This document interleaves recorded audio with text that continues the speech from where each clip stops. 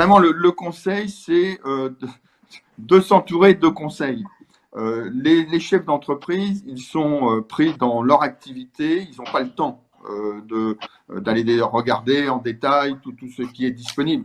Donc, il faut vraiment aller chercher auprès de personnes qui pourront les orienter quel est le mécanisme qui est adapté à leur propre situation. Ces chefs d'entreprise sont capables effectivement de risquer tout sur leur propre patrimoine, de se porter caution auprès des banques et qui sont effectivement de vrais aventuriers. Il faut qu'on puisse les conserver pour l'économie et pour nos PME. On vient parler auparavant, dans cette problématique, nous devons faire une conduite du financement. Et cette conduite de financement est hyper importante, surtout dans des temps très troubles. Sur le sujet dont on parle aujourd'hui, plus précisément le recouvrement, il y a des enjeux de pilotage, d'optimisation des processus.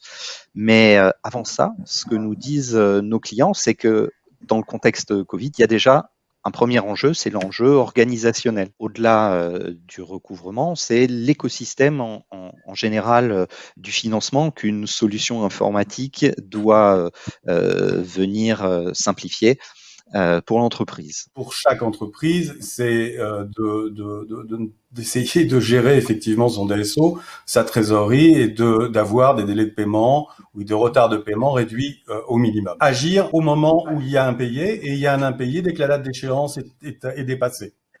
C'est au niveau de l'entreprise. Et il faut effectivement avoir des outils qui vous permettent d'être réactifs, donc aménager les relances d'une manière très organisée.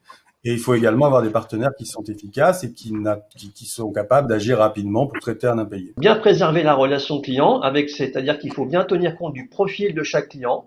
On va pas relancer finalement un grand compte comme on va relancer une petite entreprise. On va pas relancer des gens qui souffrent aujourd'hui dans des secteurs économiques. On va relancer des gens qui sont dans des secteurs qui a priori sont pas impactés. Donc bien différencier ça. Il faut bien se protéger avec des conseils, se protéger avec des boîtes de recouvrement, se protéger avec du soft déjà pour mener soi-même ses actions, y voir clair.